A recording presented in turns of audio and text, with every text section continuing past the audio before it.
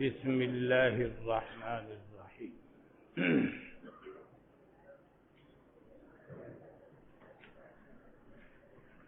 کل صاحب کتاب حضرت امام نسائی رحمۃ اللہ علیہ سے متعلق کچھ عرض کر رہا تھا۔ حضرت امام نسائی رحمۃ اللہ علیہ ان مذکورہ صفات کے ساتھ ساتھ جو کل عرض کی گئی تھی، جہاد میں بھی شرکت فرماتے تھے اور بہت بہترین اور قیمتی لباس زیب تن فرماتے تھے اور مرغ بہت کھاتے تھے۔ مرغ کبھی سنا ہوگا آپ نے، شعر نکلنا خلد سے آدم کا اب تک سنتے آئے ہیں، بڑے بے آبرو ہو کر تیرے کوچے سے ہم نکلے۔ شعر سنا ہوگا۔ یہی حال مرغے کا ہے۔ ایک زمانے میں بہت عزت دار تھا، لیکن اللہ نے اس کی عزت کو ذلت سے بدل دیا ہے۔ اللہم مالک الملک تؤتی الملک من تشاء وتنزع الملک ممن تشاء وتعز من تشاء وتذل من تشاء بیدک الخیر انک علی کل شیء قدیر۔ ہمارے بچپنے میں اگر کسی بستی میں کسی کے یہاں مرغا بن گیا تو شہرت ہو جاتی تھی، فلاں کے یہاں مرغا بنا ہے، اتنا ویلو تھا اس کا۔ یعنی اس وقت کٹرے کا گوشت 2-4 پیسے کا ہوگا، مگر یہ مرغا اس وقت بھی 40, 45, 50 روپے سے کم کا نہیں تھا، مگر اصلی دیسی مرغا، اس میں لذت بھی بہت آتی تھی۔ اب جیسے کھانے والے ہیں ویسا ہی معقول ہے، ویسے اس وقت آکلین ویسے تھے تو معقول بھی اسی انداز کا تھا۔ خیر، وَتِلْكَ الْأَيَّامُ نُدَاوِلُهَا بَيْنَ النَّاسِ، ان کے بارے میں لکھا ہے کہ مرغ خرید کے نہیں لاتے تھے، گھر پالتے تھے بہت مرغ، اور جب وہ موٹے موٹے ہو جاتے تھے تکڑے شیطان، اس وقت میں مصدر خوردن کی ہر گردان جاری ہوتی تھی۔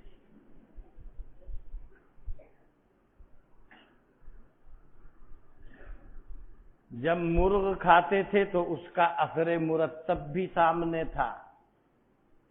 نسائی سے آپ کے ذہن کا تبادر ہو رہا تھا مستورات، بیگمات، میڈمات کی طرف، تو میڈمات بیک وقت 4 تھی، اور جو باندیاں تھی وہ اس کے علاوہ تھی۔ یعنی جن میڈمات کا ذکر کر رہا ہوں وہ ہیں جو حرہ تھی اور ان کے نکاح میں تھی۔ 4 بیویاں تھیں، ایک دن اس کے پاس رہتے، ایک دن اس کے پاس، انصاف کے ساتھ رہتے۔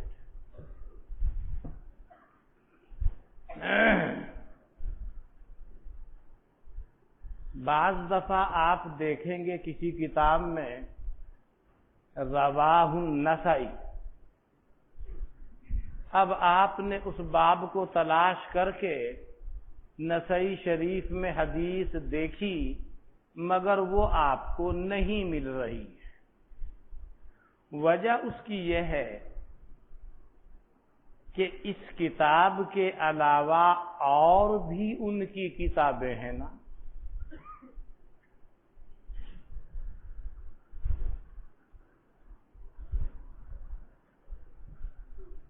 ہو سکتا ہے اس میں نہ ہو،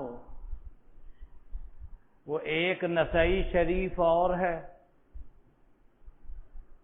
السنن الکبریٰ للنسائی، انہی مصنف کی کبریٰ۔ میرے پاس جو نسخہ ہے السنن الکبریٰ للامام النسائی کا، وہ 12 جلدوں میں ہے، 12 جلدوں میں ہے کتاب۔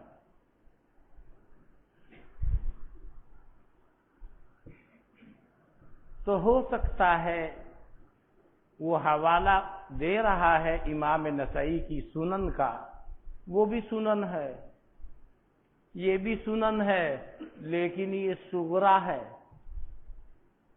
وہ کبریٰ ہے۔ تو حوالہ دینے والے پر اعتراض نہ کرنا، اس نے یہی تو کہا ہے رواہ النسائی، یہ نہیں بتایا کون سی کتاب میں۔ امام نسائی اس کے راوی ہیں۔ ہو سکتا ہے کہ امام نسائی نے بجائے صغریٰ کے سنن کبریٰ میں اس کو بیان کیا ہو، موٹی کتاب ہے، اور اس میں بھی سب سے پہلے وہی حدیث ہے جو اس میں ہے، سنن ہے۔ تو کبھی یہ مغالطہ آپ کو ہو جائے۔ السنن الکبریٰ کو تصنیف کیا، حاکم رملہ کی خدمت میں اس کو پیش کیا،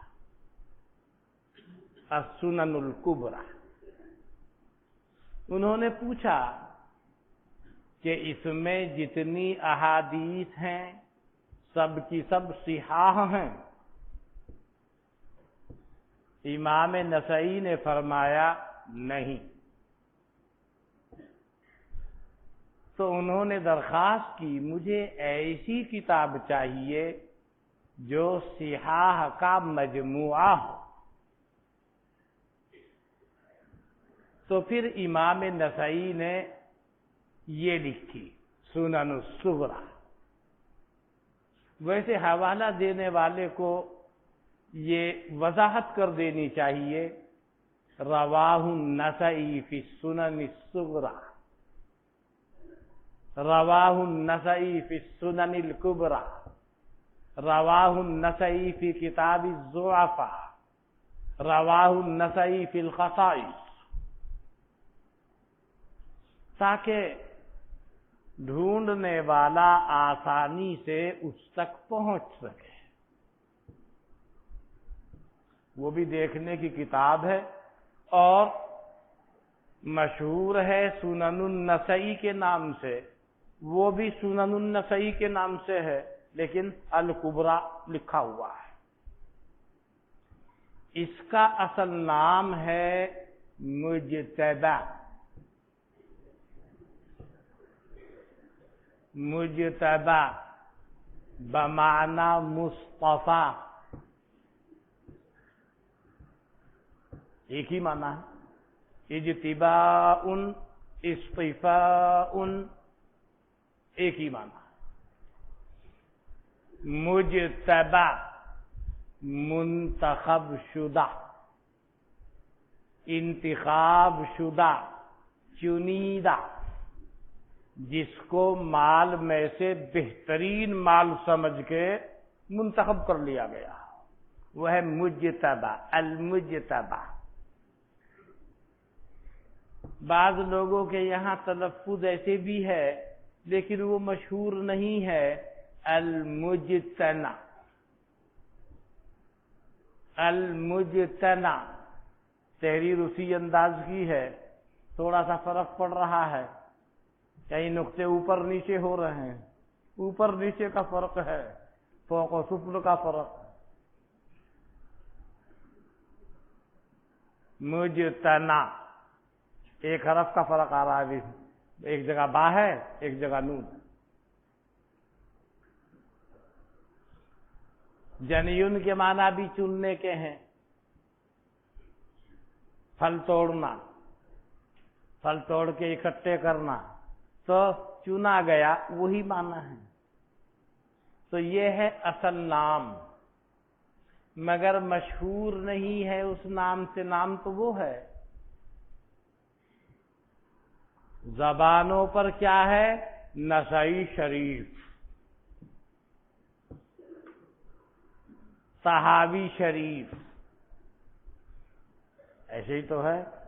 نام کتاب کا کچھ اور ہے، نام کتاب کا ہے شرح معانی الآثار، یہ اصل نام ہے کتاب کا۔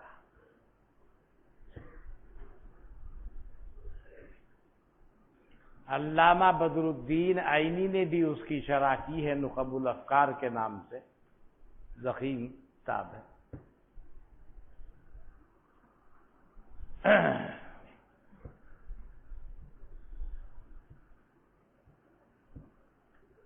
اور امام طحاوی نے القراءت فی الظہر کے اندر نسائی کے حوالے سے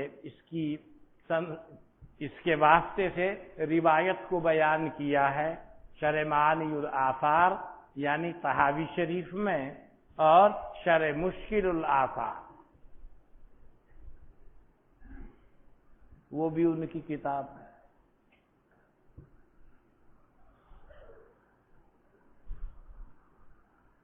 سنن النسائی، جیسے آپ سنتے ہیں سنن الترمذی، سنن ابی داؤد، سنن النسائی، سنن البیہقی، سنن ابن ماجہ، یہ حدیث کی کتابوں کی اصناف میں سے ایک صنف ہے۔ جیسے جامع ہے، سنن ہے، جانتے ہو نا یہ سب باتیں، پڑھی ہیں کہ نہیں؟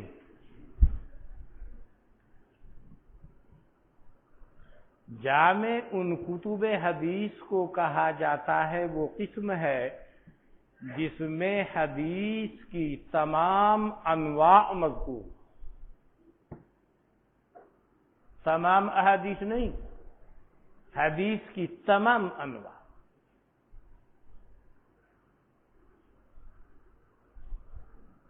یعنی کوئی حدیث کتاب الجہاد والسیر سے تعلق رکھتی ہے، کوئی کتاب الآداب سے تعلق رکھتی ہے، کوئی کتاب التفسیر سے متعلق ہے، کوئی کتاب العقائد سے متعلق ہے، کسی میں اشراط و علامات قیامت کا ذکر ہے، کسی میں کتاب الفتن ہے، کہیں احکام فقہیہ ہیں تو کہیں ابواب المناقب ہے۔ یہ 8 ہو گئے، ان کو جامع ہو تمام قسموں، جس کتاب میں یہ سب ہوں جن کا میں نے ذکر کیا، یعنی سیر، آداب و تفسیر و عقائد، سیر، آداب و تفسیر و فتن، اشراط و احکام و مناقب، یہ ساری چیزیں اس میں ہوں، کتاب الفتن بھی ہو، مناقب بھی ہوں، احکام بھی ہوں، عقائد بھی ہوں، سیر بھی ہوں، آداب بھی ہوں، اسے کہتے ہیں جامع۔ اس لیے آپ نہیں سنتے ہوں گے الجامع للامام النسائی، کہیں لکھا ہوا تو نہیں دیکھتے، سنتے بھی نہیں ہوں گے۔ جامع ابو داؤد سنتے ہیں نا، جامع ابن ماجہ، جامع للامام الطحاوی، جامع للامام مالک۔ آپ سنتے ہوں گے جامع بخاری، صحیح البخاری بھی کہتے ہیں، جامع البخاری بھی کہتے ہیں، جامع ترمذی، جو کتابیں حدیث کی آپ کے داخل درس ہیں ان میں جامع 2 ہی کتابیں، ہر کتاب میں کچھ الگ الگ خصوصیات ہیں۔ جامع ہونے میں امام بخاری کی صحیح ہے، امام ترمذی کی سنن ہے، وہ سنن بھی ہے جامع بھی ہے، دونوں صفات کو جامع ہے، وہ ایسی جامع ہے جو دونوں ان صفات کی جامع ہے۔ جامع ترمذی، سنن ترمذی، سنن البخاری سنن نہیں ہے، سنن اور چیز۔ تو ایسی کتابیں جو جامع ہیں فقط 2۔ مسلم نمبر 2 پر ہے جمہور کے نزدیک باب صحت میں، لیکن وہ جامع نہیں ہے۔ کیوں؟ اس لیے کہ ابواب تفسیر اتنے قلیل ہیں کہ وہ نا کے درجے میں ہیں۔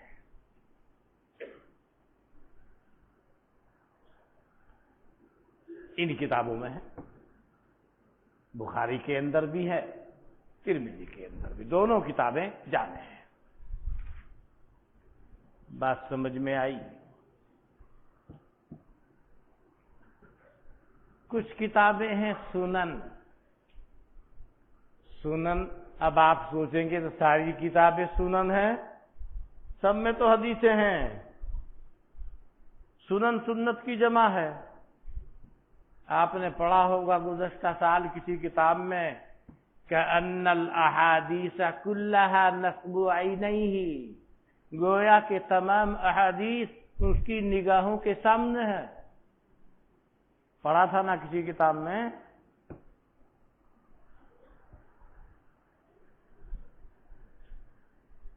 شرح عقائد وغیرہ میں کہیں آیا ہوگا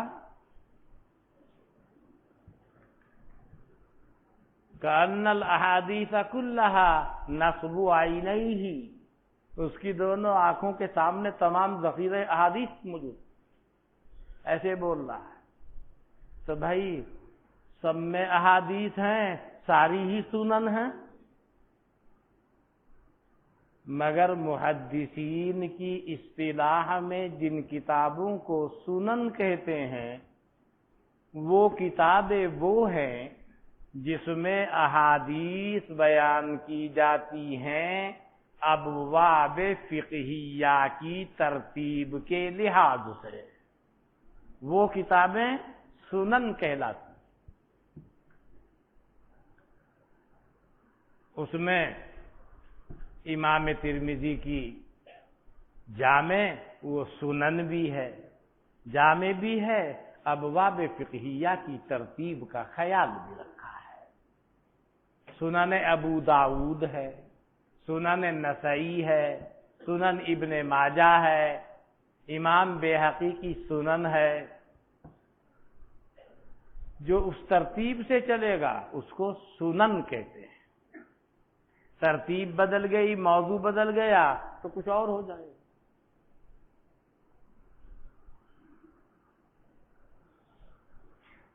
تو جامع کی بات سمجھ میں آئی نا؟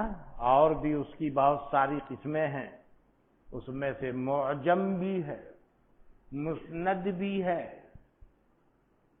مسند جانتے ہیں؟ اب آپ کہیں گے المسند هو المتصل المرفوع،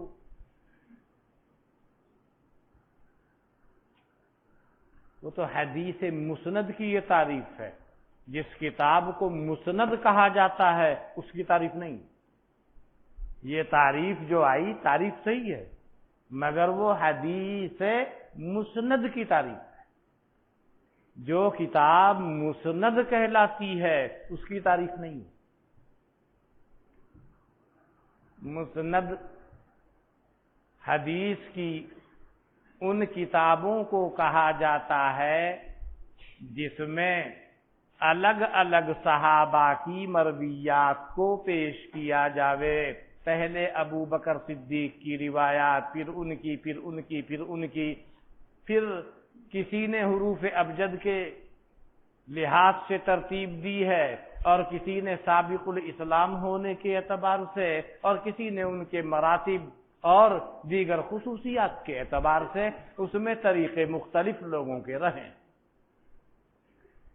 جیسے مسند امام احمد نام سنا ہے اسی ترتیب سے چلتے ہیں. ایک حافظ ابن کثیر کی ہے, اس کا نام ہے جامع المسانید والسنن. کتاب کا نام ہے ابن کثیر کی کتاب جامع المسانید والسنن. یہ جتنی بھی کتابیں حدیث کی از قبیل سنن ہوں یا از قبیل مسانید ہوں ان تمام کو جمع کر دیا گیا ہے.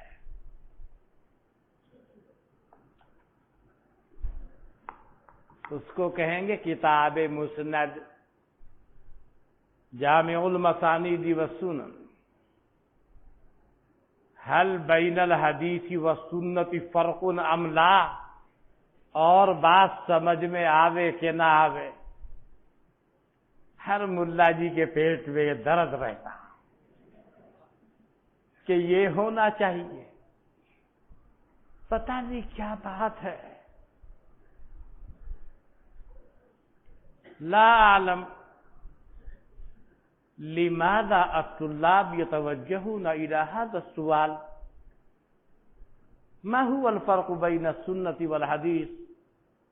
قرأتم قبل ذلك ما هو الفرق بين الخبر وبين الحديث وبين الأثر؟ اختلف العلماء فيه فقال طائفة الأثر هو شيء آخر هو المقطوع والمقطوع ليس بحديث بل هو الأثر. ولكن رده صاحب المقدمة الشيخ عبد الحق المحدث الديلمي وقال لا يطلق الأثر على الحديث المرفوع وأيضا الموقوف وأيضا المقطوع. وقدم عليه 3 دلائل. الدليل الأول الأدعية المأثورة سواء كان منقولا من النبي صلى الله عليه وسلم مرفوعا أو موقوفا يقال لهذه الدعاء الماثورة الأدعية الماثورة. وأيضا سمى الإمام الطحاوي كتابه شرح معاني الآثار مع أن في هذا الحديث أحاديث مرفوعة ومع ذلك سمى كتابه بشرح معاني الآثار. هذا هو الدليل الثاني. وأيضا الدليل الثالث للإمام الطبري كتاب سمى كتابه تهذيب الآثار والتزم في ذلك الكتاب الأحاديث الصحيحة والمرفوعة وسمى كتابه تهذيب الآثار. وإن لم يسمى المرفوع بالأثر فكيف سمى كتابه بتهذيب الآثار؟ هذا هو الاختلاف. ففي هذه المسألة أيضا اختلاف بين المحدثين. قال البعض بينهما ترادف كما قيل إن بين الخبر والحديث ترادف فكذلك قيل في السنة والحديث بينهما ترادف.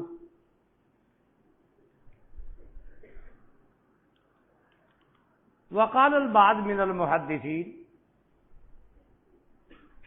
السنة مختصة بما صدر عن مشكاة النبوة معمولا بها ومقبولا عنده فهذا هي السنة. وإن صدر على سبيل الإطلاق فهو يسمى بالحديث. فقال بينهما عموم وخصوص. كذلك اختلف العلماء بين الخبر والحديث كذلك في السنة والحديث. ولكن أنا أقول ما فهمت إلى الآن إن قالت طائفة إن بين الحديث والخبر ليس ترادفا بل عموم وخصوص مطلقا فكيف يقال له يلزم منه إنكار حجية الحديث؟ ما فهمت هذا البيان، هذا صعب جدا، لا يلزم من هذا. قبل ذلك اختلف العلماء في هذه المسألة، قال جماعة بينهما ترادف وقال جماعة بينهما عموم وخصوص مطلق. هذا هو الأساس الأصلي في هذا الباب. فهمتم؟ سمجھ گئے؟ لے پکڑ. کیسی عجیب عجیب باتیں پوچھتے ہیں. یہ باتیں ہم صغار سے متعلق نہیں ہیں تو کبار علماء سے متعلق بحثیں ہیں، لیکن آپ لوگوں نے کہا تو میں نے اشارات دیے ہیں.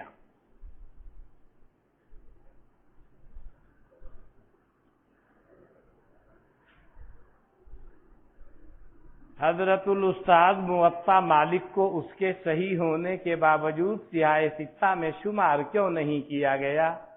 مولانا ایسا معلوم ہوتا ہے کہ یہ بچہ جو لکھ رہا ہے شاید کل نہیں تھا.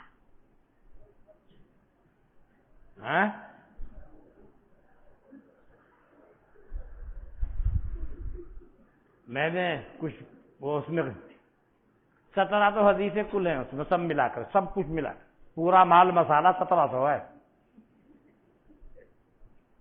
اس میں سے 600 احادیث مرفوع، کچھ موقوفات ہیں، کچھ مراسیل ہیں، کچھ اقوال و فتاوی ہیں. اگر احادیث مرفوعہ کے اوپر امام مالک رحمۃ اللہ علیہ اکتفا فرماتے تو وہی ہوتا جو امام شافعی رحمۃ اللہ علیہ نے فرمایا تھا کہ قرآن کریم کے بعد روئے زمین پر امام مالک کی موطا سے زیادہ صحیح کتاب کوئی نہیں ہے. صحیح فرما رہے ہیں امام شافعی. بخاری کا وجود نہیں ہے اس وقت میں، تو نے کہا قرآن کے بعد صحیح کتاب امام مالک کی موطا. لیکن شاہ ولی اللہ صاحب محدث دہلوی رحمۃ اللہ علیہ نے اس کے باوجود بھی کہا روئے زمین پر موطا سے زیادہ صحیح کتاب کوئی نہیں. شاہ صاحب بھی اسی موقف پر رہے اور شاہ صاحب کے صاحبزادے بھی اسی موقف پر رہے، اور شاہ صاحب تو فرما رہے ہیں کہ ساری کتابیں جو ہیں اسی کے گرد گھوم رہی ہیں موطا کے. بخاری ہو، مسلم ہو، ترمذی ہو، ابو داؤد ہو، نسائی ہو، اور طحاوی شریف ہو، بیہقی ہو، فلاں ہو. اس نے جو چیز مرفوعاً بیان کی کسی نے اس کو موقوفاً کر دیا، اور کہیں موقوفاً تھی مرفوعاً اس کو کیا، اور اگر کوئی ایک ٹکڑا ہے تو اس پورے کو جوڑ دیا، پورا ہے تو اس کا اختصار ہے. اسی کے گرد سب گھوم رہے.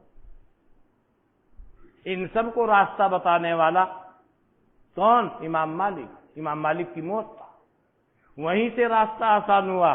آپ تو سمجھتے ہوں گے موطا وطیون سے سمجھ رہے ہوں گے کہ شاید قیام الامام فی المحراب سے طیبہ بنانے کا مسئلہ ہوگا کچھ، حالانکہ ایسا نہیں ہے. یعنی بالکل آسان کر دیا گیا. یہ معنی ہے اس کے. لے اچھا آج منہ سے لمبی ہو رہی ہے آپ لوگوں کی. ان العلماء قد اختلفوا في الفرق بين الحديث والسنة وعدمه فنرجو ان تبين مذهب جمهور المحدثين وهل القائل بعدم الفرق خارج من اهل السنة. میں نے بولا بعد میں وما فهمت الى الان وجه الاخراج من جماعة اهل الحق ان قال بينهما عموم وخصوص مطلق كيف يمكن هذا؟ بات بولو تو صحیح بولو. محدثین کو یہ زیب نہیں دیتا کہ اس کی زبان پر کوئی ایسی بات آ جائے کہ جو شان محدث کے خلاف، ورنہ تو لوگ مجروح کر دیں. سیکھا ہونا چاہیے اس کو. وہ میں نے بولا.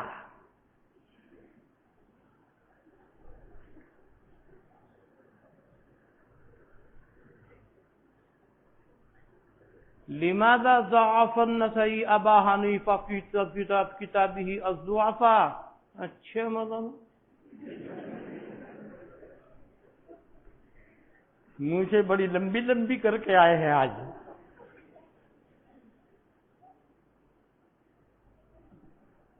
یہ بچہ جہاں سے روایت کر رہا ہے کتاب الضعفاء نام ہے اس کا, اس میں لکھا لیس بالقوی, اور ناقل کون ہے؟ ابن رشیق. ابن رشیق الراوی ہوا ایضا لیس بالقوی عند المحدثین, فما ہوا جوابکم فهو جوابنا لیس بثقۃ. اس کے بارے میں سب لوگ کہہ رہے ہیں لیس بالقوی. تو ناقل کو دے. پھر امام نسائی نے اور بھی, میں نے کل عرض کیا تھا, بلا کسی وجہ کے ایسے لوگوں کو مجروح کر رکھا ہے کہ حضرات محدثین جن کے ثقہ ہونے پر متفق.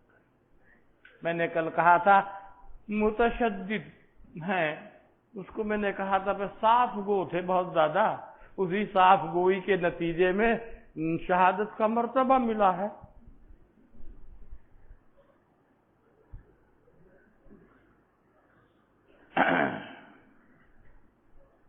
وہاں رم اللہ میں کہا بھائی حضرت معاویہ رضی اللہ عنہ کے سلسلے میں آپ نے کچھ نہیں لکھا.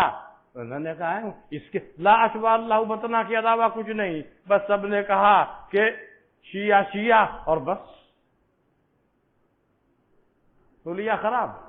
ایک آدمی کے اوپر جب انگنت آدمی لگیں گے تو کیا ہوگا؟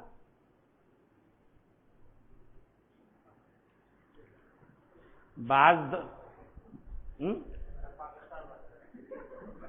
ارے بھائی حدیث کے سبق میں ایسی باتیں بول رہا.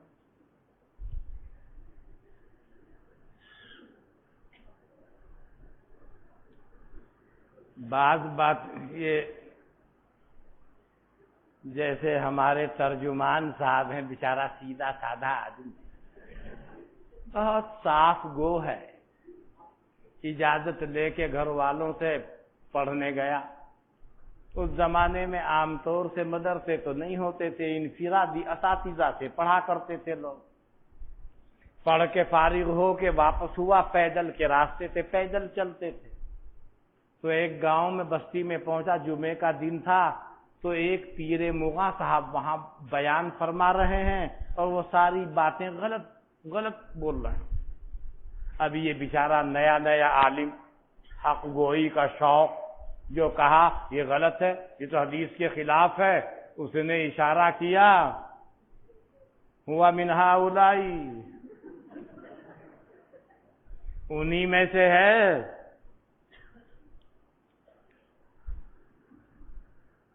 من الفرقۃ الوہابیہ.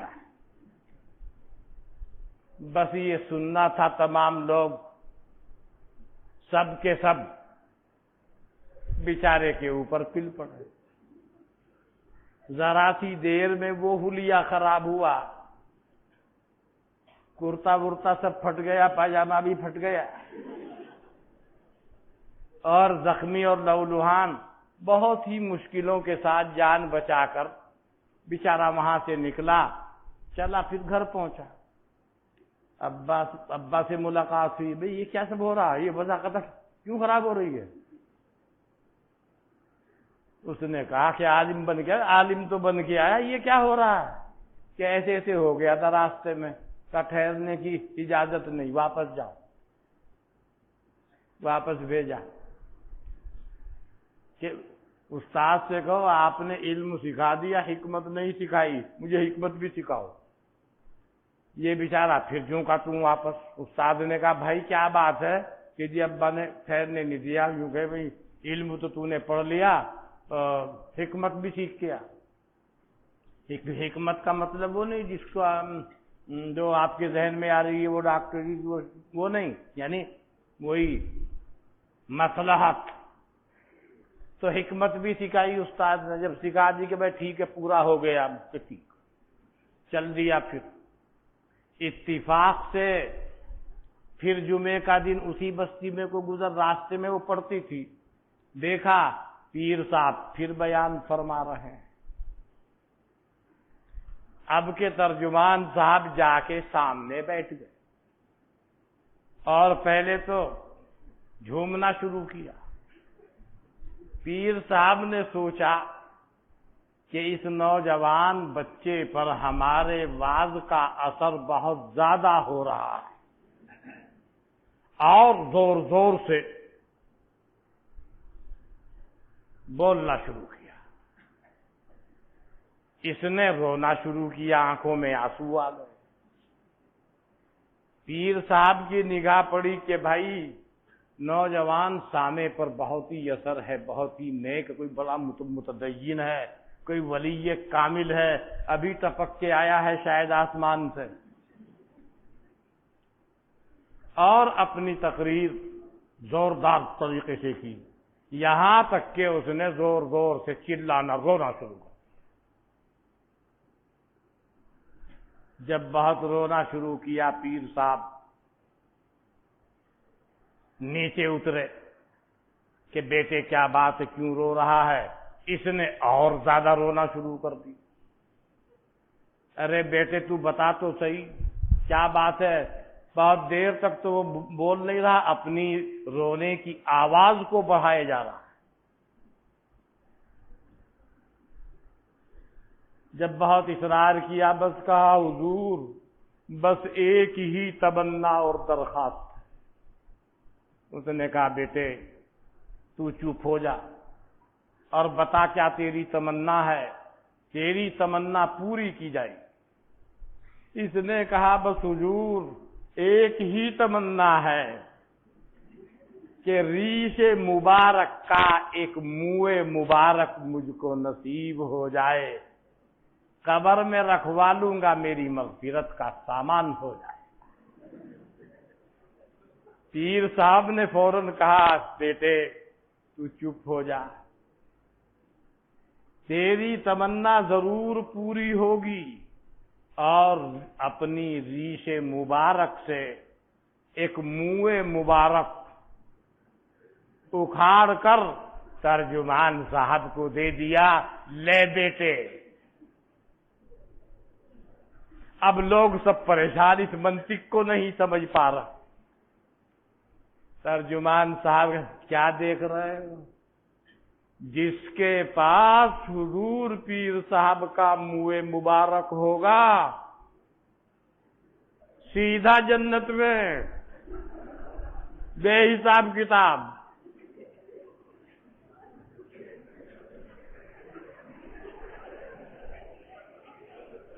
پوری مسجد والے پیر صاحب پر پل پڑے اور آنن فانن پوری داڑھی پھڑ۔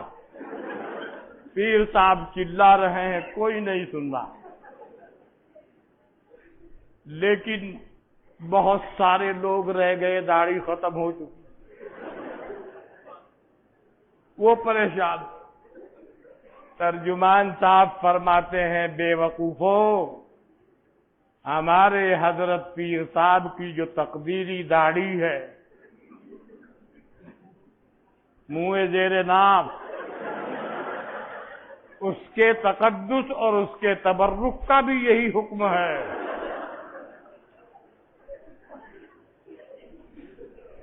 ماں بقیہ لوگ وہاں بھی پل پڑے اور جو کچھ تھا سب اکھاڑ ڈالا، وہ چلا رہے، کوئی سننے کو تیار نہیں، اور یہ ہنستا ہوا چپکے سے نکل کے گھر پہنچا۔ گھر ابا نے پوچھا کیا بات ہے کہ آج یہ واقعہ پیش آیا؟ اس نے کہا ابا نے، ہاں نام الآن جیتا بالحق، اب تو عالم ہوا ہے۔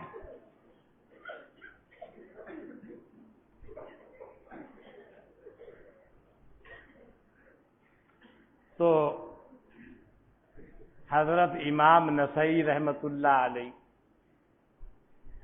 حق گو تھے۔ خیر بچہ سوال کر رہا تھا، وہ کہ کتاب الضعفاء میں یوں کہہ دیا، پہلی بات تو یہ کہ ناقل غیر معتبر ہے، دوسری بات یہ اور بھی لوگوں کے ساتھ انہوں نے ایسا کیا ہے، تیسری بات یہ کہ آپ نے نزہۃ النظر کے آخر میں پچھلے سال جرح کی بحث پڑھی ہے، یہ جرح مبہم ہے، جرح کے معتبر ہونے کے لیے جرح مفسر، جرح مبین درکار ہے۔ کیا وجہ ہے؟ نہیں پیش کیا جا رہا ہے، اس لیے ناقابل التفات۔ اور دوسری بات یہ کہ امام نسائی ایسے فرما رہے ہیں، امام نسائی کے ابا، چچا، تایا، دادا، پردادا وہ سب کیا کہہ رہے ہیں؟ جو ان کے بھی دادا پردادا ہیں اس لائن کے، ثقہ۔ بات سمجھ میں آئی؟ اچھا، ایک صاحب کہنے لگے کہ ابو حنیفہ سے روایات نہیں ہے، وہ ہے، مسند خوارزمی ہے، امام ابو حنیفہ کی مسانید کو جمع کیا گیا ہے، اور مسند امام اعظم کے نام سے بھی ایک مستقل کتاب ہے، اگر دیکھنے کا اتفاق ہوا ہو۔ اور ملا علی قاری نے اس کی شرح بھی لکھی ہے، شرح مسند ابی حنیفہ، دیکھیے کہ نہیں؟ دیکھنا مت،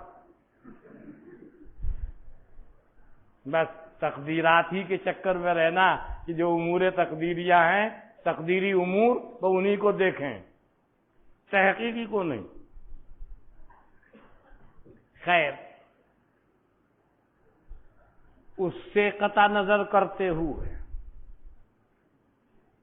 ایک صاحب نے کہا آپ کے امام صاحب سے احادیث نہیں، احادیث میں مقل ہیں۔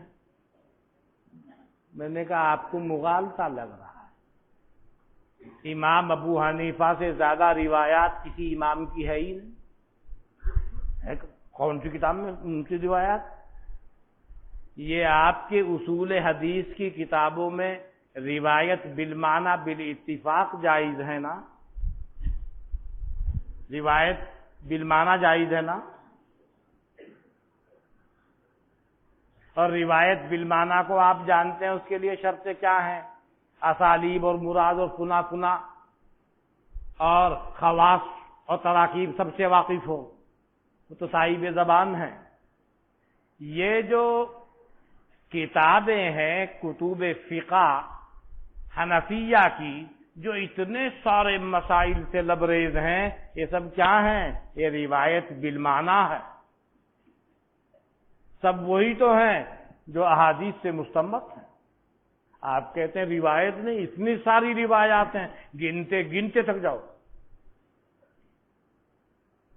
یا تو یہ کہہ دو کہ روایت بالمعنی جائز نہیں، حرام ہے، اور اگر وہ جائز ہے تو یہ روایت بالمعنی ہے۔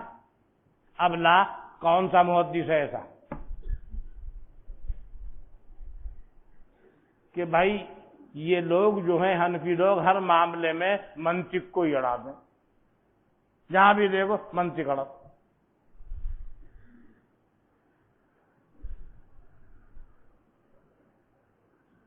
قرآن کریم میں بھی ذکر ہے منطق کا، منطق الطیب۔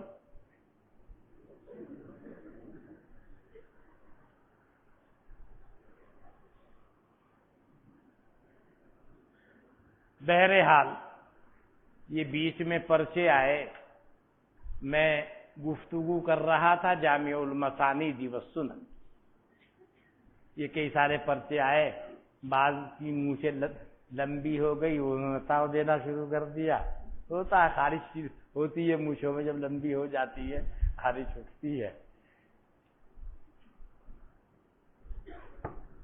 بہت شاندار کتاب، اور مجھے یہ توقع ہے کہ وہ ایسی کتاب ہے کہ اگر آپ اٹھانا چاہیں تو اٹھے گی نہیں آپ سے۔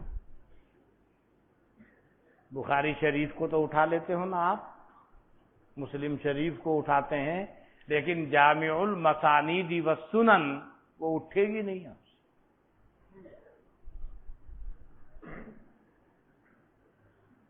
کتنی جلدیں ہیں پتہ ہے؟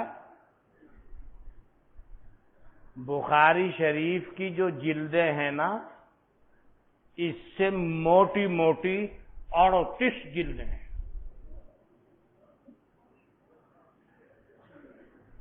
یہاں سے رکھنا شروع کرو گے وہاں تک جائیں گے.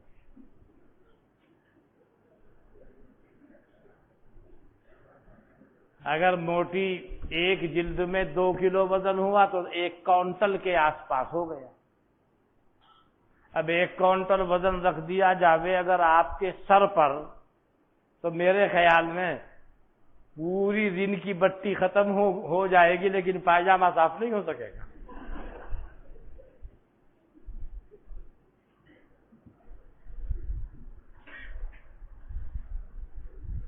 جامع المسانید والسنن، انہوں نے یہ طریقہ اختیار کیا ہے کہ مسند ابو بکر، مگر ابو بکر کی روایات الگ، اس کی الگ، ان کی الگ، حضرت عمر کی الگ، ابن عباس کی الگ، فلاں کی الگ، فلاں کی الگ، اس کی الگ، اس کی الگ، اس کی الگ، اس کی الگ. جس کی روایات کو دیکھنا ہے وہ آپ کو ملے گی، پھر وہ بتائے گا کہ یہ کہاں ہے. رواہ احمد فی المسند، رواہ فلاں فی فلاں، رواہ فلاں فی فلاں، یہ بھی سب رہتا ہے. یعنی کتاب جیسے بہت موٹی ہے، شاندار بہت، آپ کو دیکھنا ہے اس کی حدیث کہاں کہاں ہے، وہ مل جائے گا وہاں وہاں یہ فلاں فلاں کتاب کے اندر. تو ایسی کتابوں کو کہتے ہیں مسند.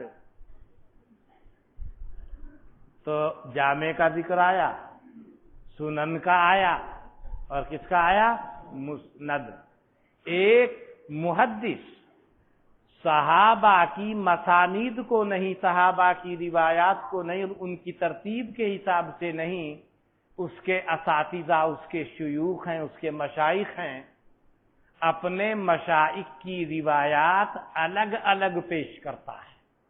مطلب ایک محدث کے استاد 20 ہیں، مثلا نمبر 1 فلاں، اس کی روایات پیش کروں، پھر فلاں اس کی روایات پیش کر، پھر فلاں اس کی روایات پیش کروں.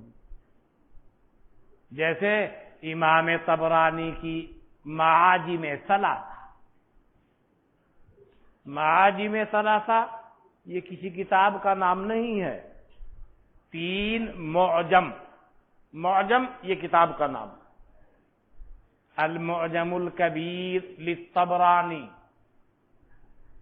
المعجم الصغیر للطبرانی، المعجم الاوسط للطبرانی، المعجم الکبیر 21 جلدوں میں ہے. المعجم الکبیر للطبرانی. تو وہ اپنے شیوخ کے، اپنے اساتذہ کی روایات کو الگ الگ کرتے ہوئے چلتے ہیں. پہلے فلاں استاذ کی روایات آ گئی، پھر اس کی، پھر اس کی، پھر اس کی، پھر اس کی، کسی بھی باب سے متعلق. اس کو کہتے ہیں معجم. امام حاکم کی کتاب کا کیا نام ہے؟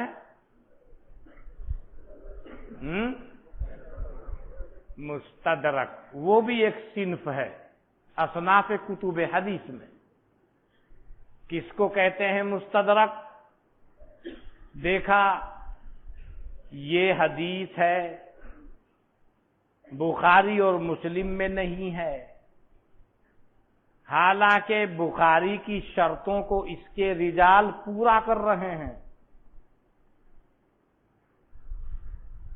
ان روایات کو وہ پیش کر رہا ہے، تلافی مافات کر رہا ہے. ایسی کتابوں کو کہتے ہیں مستدرک. بڑا اچھا کام کیا، مگر پڑھا ہوگا کہیں وَقَدْ تَطَرَّقَ إِلَىٰ كِتَابِهِ التَّصَاحُ. اب اس کی کتاب کی جانب ڈھیلے پن نے راستہ پکڑ لیا. بڑے متساہل شمار کیے گئے ہیں امام حاکم. یعنی حدیث کو نقل کرنے کے بعد امام حاکم فرماتے ہیں ھذا حدیث صحیح الاسناد، اور دوسرا کہہ رہا ہے موضوع، تیسرا کہہ رہا ہے ضعیف. وہ کہہ رہا ھذا حدیث صحیح الاسناد۔ بعض لوگ تساہل میں حد سے بڑھ جاتے ہیں، بعض لوگ تشدد میں حد سے بڑھ جاتے ہیں۔ جیسے حافظ ابن الجوزی، وہ بالکل ضد ہیں امام حاکم، اسی لیے حضرات محدثین نے اجماع و اتفاق کیا کہ حافظ ابن الجوزی اور جو ان جیسے حضرات اکابر ہیں رحمہم اللہ، اور امام حاکم جیسے متساہل، ان حضرات کا فیصلہ اس وقت تک قبول نہیں کیا جاوے گا جب تک کہ دوسرے حضرات محدثین ان کی رائے سے اتفاق نہ کر رہے۔ بہت سی حدیثوں پر حافظ ابن الجوزی نے حکم لگا دیا ھذا حدیث موضوع۔ بعض لوگ کہہ رہے نہیں، موضوع کا حکم لگانا عدل کے اور اعتدال کے منافی ہے۔ لہذا کتاب الموضوعات حافظ ابن الجوزی کی 3 جلدوں میں دیکھیے، آپ نے دیکھنا مت، آپ کے خادم کے پاس ہے ابن الجوزی کی کتاب الموضوعات، جس کا پہلے ذکر کر رہا تھا معجم طبرانی، وہ بھی ہے، اور اس سے پہلے ذکر تھا جامع المسانید والسنن 38 جلدوں میں، وہ بھی ہے۔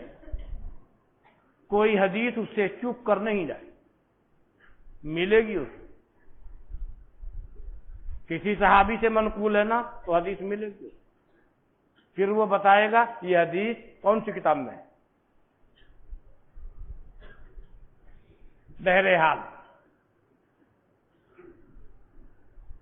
امام حاکم کے متساہل ہونے کی وجہ سے، ابن الجوزی کے متشدد ہونے کی وجہ سے یہ فیصلہ محدثین نے کیا، جب تک دوسرے حضرات محدثین کا اتفاق نہ ہو ان کا فیصلہ قابل قبول نہیں ہوگا۔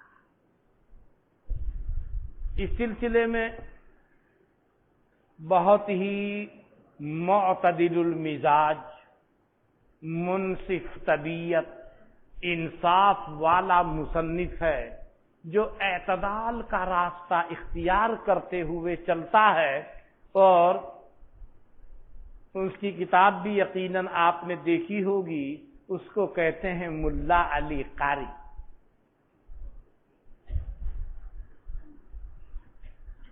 بہت منصف مزاج انسان، اس کی دلیل ان کی مرقات کو آپ دیکھیں، وہ جو میں باتیں بول رہا ہوں وہ سب کھل کے آپ کے سامنے آئے گی۔ اتنا منصف مزاج مشکات کا شارح کوئی آپ کو نہیں، اور اس طریقے سے بات کو کھول کے پیش کر دینے والا، جس کی ضرورت ہے وہ ملے گی وہاں، اور جس کی ضرورت نہیں اس کو چھیڑے گا۔ ان سب باتوں کا خیال کرتے ہوئے ان سے پہلے بھی شراح مشکات آئے ہیں، بعد میں بھی آئے، لکھی لوگوں نے، لیکن اگر انصاف کی نگاہ سے آدمی دیکھے گا تو مرقات جیسی کوئی مشکات کی شرح اس کو نہیں ملے گی۔ یہ میرا گمان ہے، اور اصل علم اللہ کے نزدیک، اللہ کے پاس ہے۔ جو میں نے دیکھ کے سمجھا وہ یہ ہے، حالانکہ خود صاحب مشکات کے استاد علامہ طیبی، انہوں نے بھی اس کی شرح کی ہے، شرح الطیبی کے نام سے مشہور ہے، دستیاب ہے دیوبند میں، مگر آپ اسے کھولو گے تو آپ الجھ کے رہ جاؤ گے۔ اس میں استعارہ تصریحیہ ہے، اس میں تعلیلیہ ہے، اس میں ترشیحیہ ہے، اسی میں وہ الجھے ہوئے ہیں، اور اس بیچارے دیکھنے والے کو خبر ہی نہیں کہ کس کو ترشیح کہتے ہیں، کس کو تعلیلیہ کہتے ہیں، کس کو تصریحیہ کہتے ہیں، خبر ہی نہیں اس کو۔ جس وقت میں اس نے وہ کتابیں پڑھی تھی کما کہوں تب بھی سمجھ میں نہیں آئی تھی، تبھی بھول گیا تھا۔ اب اتنے دنوں کے بعد اس کو یاد رکھنا تو بہت مشکل۔ برا مت ماننا، اصل میں کرے کیا؟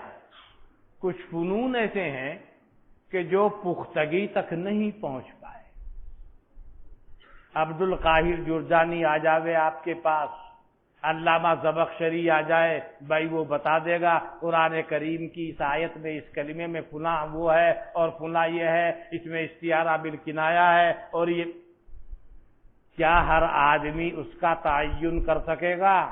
ہاں، رات کو رٹتے رٹتے حلیہ خراب ہو جائے اور صبح تک بھی یاد رہ جائے اور بول دے تو اس کو غنیمت سمجھ لیں۔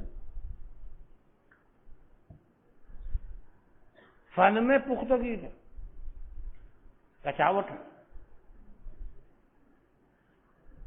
پختہ ایک دم پکے مسلم الثبوت فن جو ہیں وہ ہے حدیث اور فقہ۔ مولانا کوئی حدیث آپ کو ایسی نہیں مل سکتی جہاں محدثین کے فیصلے موجود نہیں، ہر اعتبار سے، مثبت پہلو میں، منفی پہلو، اور ہر راوی کے بارے میں اس کا مال ہوا مال ہے سب موجود، آپ کے دیکھنے کی بات ہے، یعنی ایک دم ہر اعتبار سے فن بالکل پختہ، اور فقہ شریف۔ کوئی مسئلہ ہو فٹ پوچھئے مفتی سے، یہ حکم، دیر نہیں لگائے، کیوں؟ فن پختہ ہے، جن حضرات نے اس کی بنیاد رکھی، ایسا پختہ کر دیا، اس کو ایسا مدلل کر دیا، ہر زمانے کا مفتی جیسا مسئلہ آ جائے فوراً بولے گا یہ حکم۔ یہ ہے فن کی پختہ۔ باقی فنون میں الجھ کے رہ جاتا ہے، یعنی یہ کیفیت نہیں ہے، اور ہونا بھی چاہیے۔ یہ سب اللہ والوں کی جماعت، حدیث میں جاؤ سب اللہ والے ہیں، سب کے سب نورانی لوگ، وہ اللہ والے جن کے قلوب نورانی ہوتے ہیں، جسم ان کے آسمانی ہوتے ہیں، اور باتیں ان کی الہامی ہوتی ہیں، وہ سب وہ لوگ، یہ حضرات محدثین۔ مولانا کوئی بس کی بات نہیں کر رہا ہوں، آپ نے تیسرے سال الفوز الکبیر پڑھی ہے، شاہ صاحب کیا فرما رہے ہیں؟ سچی پوچھو کیا، براہ راست بارگاہ نبوت کا شاگرد ہوں، کہتے ہیں نا، کیا مطلب ہے؟ وہی تو مطلب ہے جو میں بول رہا ہوں۔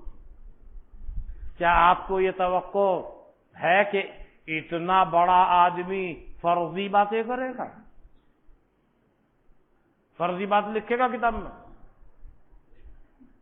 اللہ نے وہ مقام عطا فرمایا، تحدیث بالنعمت کے طریقے پہ بول رہا ہے، وہ تحدیث بالنعمت ہے، وَأَمَّا بِنِعْمَةِ رَبِّكَ فَحَدِّثْ، ورنہ اس طرح کی باتیں بولتے نہیں، لیکن یہ تحدیث بالنعمت کی قبیل ہے۔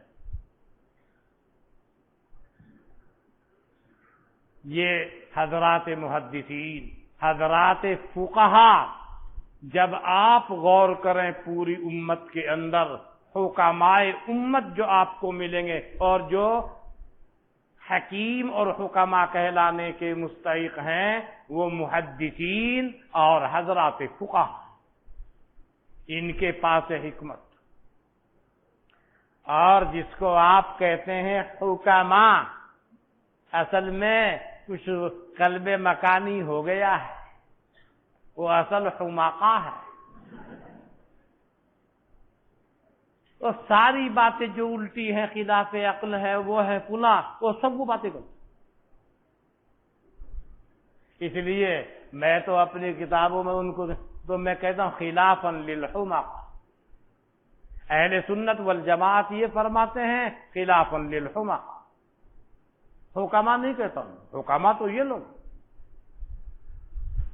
نورانیت دیکھنی ہو تو ملے گی محدثین کے کلام میں، حضرات فقہا کے کلام، ان جیسے افراد ملنے مشکل۔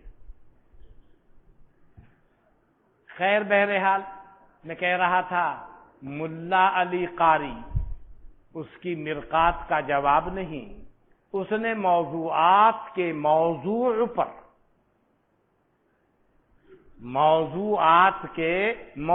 پر ایک کتاب لکھی ہے،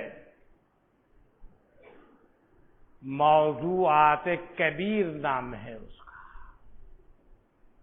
ملا علی قاری کی کتاب کا، مختصر ہے اور بہت مفید ہے اور بہت ایمانداری اور انصاف اور اعتدال کے ساتھ اقوال نقل کرتے ہیں۔ حافظ ابن الجوزی تو خود فیصلہ کرنے والوں میں سے ہیں، بڑے لوگوں میں سے ہیں، پہلے لوگوں میں سے ہیں۔ ملا علی قاری تو اس میں دوسرے حضرات کے فیصلے نقل کرتے ہیں، یعنی کہہ دیتے ہیں پہلے قال ابن الجوزی ھذا حدیث موضوع ولكن قال فلاں لیس بل صحیح، اس انداز سے پیش کرتے ہیں۔ علامہ سیوطی کی بھی ہے، چھوٹی چھوٹی 2 جلدوں میں، اللآل المنصورہ کے نام سے، اس نے بھی اب اللآل المصنوعہ کے نام سے، مصنوعہ 2 جلدوں میں ہے، چھوٹی چھوٹی، انہوں نے بھی احادیث موضوعہ کو اس کے اندر بیان کیا ہے۔ تو میں کہہ رہا تھا مستدرک ایسی کتاب کو کہتے ہیں۔ اس کے علاوہ اور بھی قسمیں ہیں، مستخرج بھی ہے، مستخرج بھی جانتے ہو نہیں؟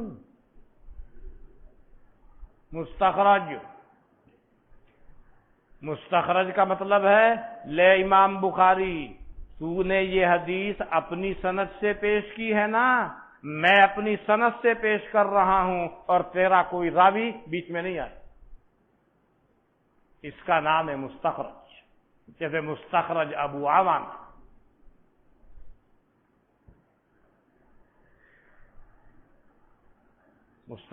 یہ اصناف چل رہی ہیں اس کی۔ تو اصل تو بتانا تھا جامع اور سنن کے درمیان کیا فرق ہے، مگر یہ بہت ساری قسمیں ہیں۔ کہیں پر آتا ہے، آپ نے دیکھا ہوگا، رواہ البخاری فی الجزء، جزء وہ بھی اس کی اصناف و اقسام میں سے ایک قسم ہے۔ کیا؟ کسی ایک موضوع پر احادیث کو جمع کر دینا، جیسے قرات خلف الامام اور کنا یا بسم اللہ سورہ فاتحہ کا جز ہے کہ نہیں؟ منقول ہے۔ حضرت امام دارقطنی رحمت اللہ علیہ نے ایک رسالہ تحریر کیا کہ بسم اللہ سورہ فاتحہ کا جز ہے، جیسا کہ امام شافعی رحمت اللہ علیہ کا مسلک ہے، اور احادیث جمع۔ اس سلسلے میں مالکیہ کا مسلک حنفیہ کے مسلک کے موافق ہے۔ جب وہ مدینے میں پہنچے تو مالکیہ نے قسم دی دارقطنی کو، قسم کھا کے بتا تیری اس کتاب میں کوئی حدیث صحیح بھی ہے؟ دارقطنی نے کہا لا، یعنی سب ویسی بھری ہیں۔